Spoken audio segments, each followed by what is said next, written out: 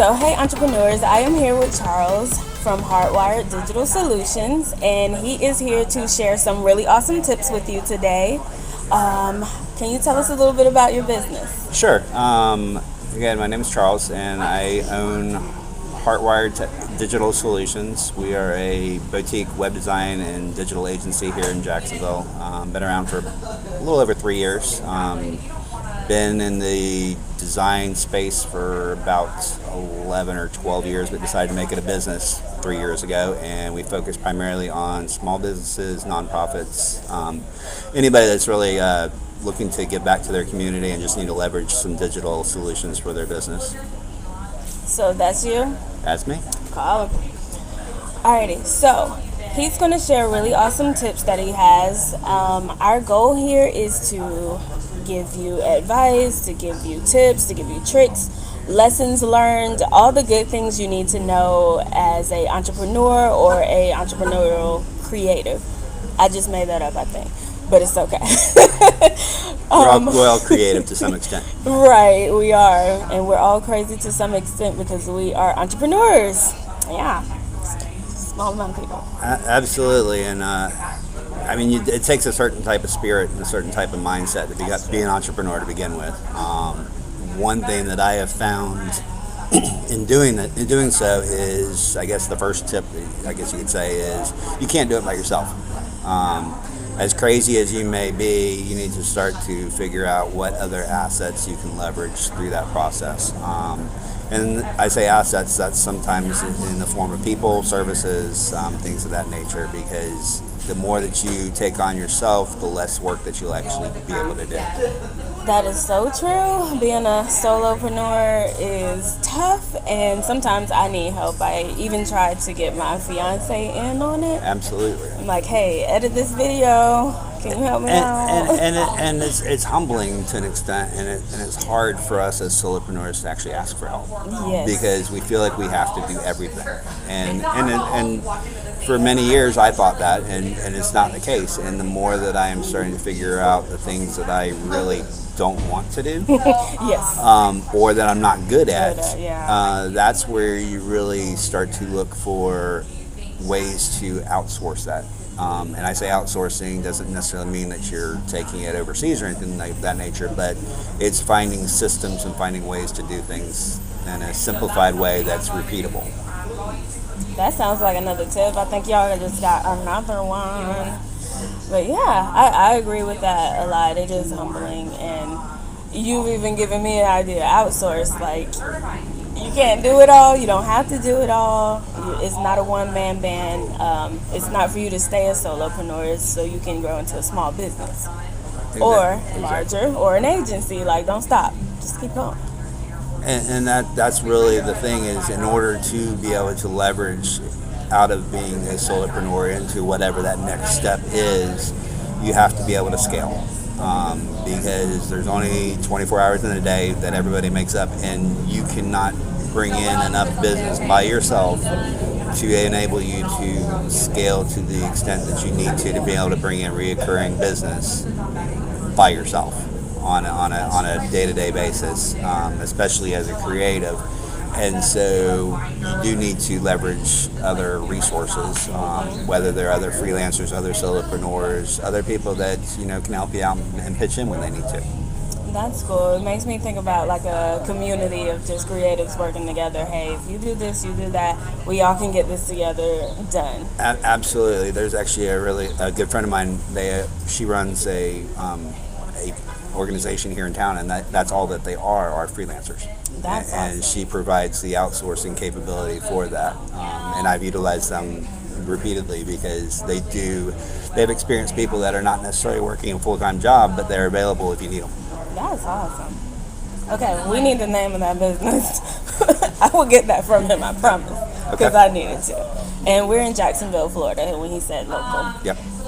Okay, so do you have any other tips? I feel like you just gave us so much. Well, one thing that I've started leveraging is there is a company called HubSpot, which a lot of people are used to HubSpot being more of a CRM for organizing your contacts, things of that nature, but they actually do a whole lot more than that. where they can automate a lot of your processes, from whether it's from chatbots to email flows to things of that nature. And that also takes time off of your hands, because you're actually able to repeat the same thing when people have questions and things of that nature, that they automatically get a response that's already been figured out, rather than you having to continue to copy yourself. And that goes for emails as well as chatbots on your website. And Facebook has chatbots as well that you can implement. And that's really the way that technology is going, is using artificial intelligence, AI, and as creatives, we might as well use the tools that are out there, and not shy away from it. Another thing that I would suggest is, like I had said before, figure out what you don't want to do and outsource it. Sometimes that's in the forms of a virtual assistant, a VA, and it can be something as simple as like billing or emailing or doing follow-up phone calls, things of that nature. Things that are just either one, not in your wheelhouse, or just not, you don't have the time to do it. I know personally I am terrible at the follow-up. I am, and if I had somebody that could do that for me on a regular basis and take care of that, that's one less thing on my plate, which would enable me to do more things as a creative. I'm pretty bad on the follow-ups. I am a texter. I am a true millennial. I prefer to text you. There's a bug on the table. I prefer to text you instead of actually do calls. But I have used a CRM where it sends out texts for me, sends out calls for me, emails and things of that sort. I did not know HubSpot did that. So I'm going to check that out. I also know that HubSpot has like little lessons. They do. And certifications, right? Certifications, you can become a certified partner with them. Yeah. And their education, they actually have a pretty in-depth education, whether you actually are looking to be a partner or a lot of it's just free. And it has to do with things like marketing, things like how to write proper emails, how to actually write proper content for your website. I mean, there's a lot of different tips that they provide in it, and it's free to use. That's awesome. Now, I am a paid subscriber. But You are? I am.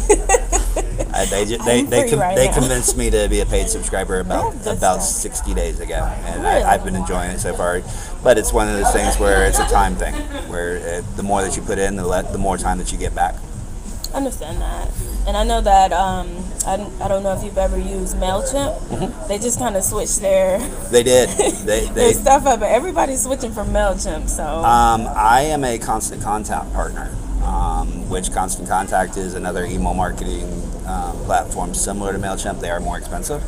But they were, yeah, right.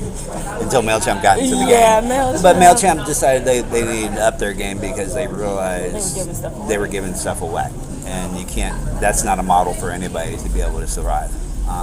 And I won't badmouth either one of them because I've utilized both of them, as well as there's Aweber. There's numerous ones that are out there that are all do similar things. It's a matter of whatever the tool is, make sure it's a tool that you actually are comfortable using. Yeah. Because if it's tedious, if it's hard, if it's difficult for you to use, then it's not the right tool for you, and there's probably another one out there. Yeah, that's the good thing about this day and age. There's new tech, there's new things coming out all the time. There's better solutions, and there's people out there who want to help. I was telling you about freelancing females on Facebook. There are girls there that there's virtual assistants, there are people who are illustrators, you have content writers, like there's so much there that you can utilize. And if you're not a freelancing female or not female, there are other groups on Facebook and LinkedIn and pretty much Instagram. I think they have a few groups on there too, where you can just join and trade all types of information, work swap, get opportunities. Look for those things. And there's also, I don't know if you're familiar, there's an organization called the Freelancers Union. I've heard of that. Where they not only provide tips and tricks and whatnot, but you also, if you as a freelancer, you can get insurance through them. You can do things of that nature, because that's a lot of times the concern for a freelancer is medical benefits, things of that, and being able to get on a group rate, and they also offer business insurance, which for when you're in the digital space and the creative space, you got to make sure that you're protecting whatever you're doing as well. And those are things that the Freelancers Union offers to obviously freelancers, and it's free to join. And like I said, it's a valuable resource because they're always sending out different ideas and ways to improve your business. That's awesome. I've heard of it. I saw it in the freelancing female group, but I didn't go deep enough into Gotcha. it because at the time I was like, that's a lot. You know, that's what happens as a solopreneur sometimes. You just get overwhelmed. You're trying to design, you're trying to draw something and illustrate, and then you're trying to worry about yourself. Like, I need health care, I need this, that, or whatever, and it can really distract you. And a lot of times that's why people never step out of working their full-time job is because they're concerned about benefits and things of that nature. And that's where organizations like that come in and help alleviate some of that strain that obviously being a freelancer entails, beyond obviously taxes and everything else. Yeah. I think that's all we're going to give you guys today because I think you're getting too much right now. He's so awesome. We might have to bring him back for a second one, right? Let me know. Alrighty, so is there anything else you want to tell us? The only thing I can suggest is that you're going to have days that you want to quit. Remember why you started to begin with, and always keep that in your forefront, and that will help you through those days where you want to throw in the towel. Yeah, I've had some of those days, and it gets hard, and you really do have to remember. And you feel alone a lot of times, and that's part of it is because you don't think that other people understand, but yet obviously there's a community of us out there that do. We need to just talk to each other. Right, exactly. That's true. That is true. Because I've tried to tell my fiance about something. He's like, well, why do they do that? And I'm like, well, they're not wrong in that part, but this part, and he doesn't understand. So.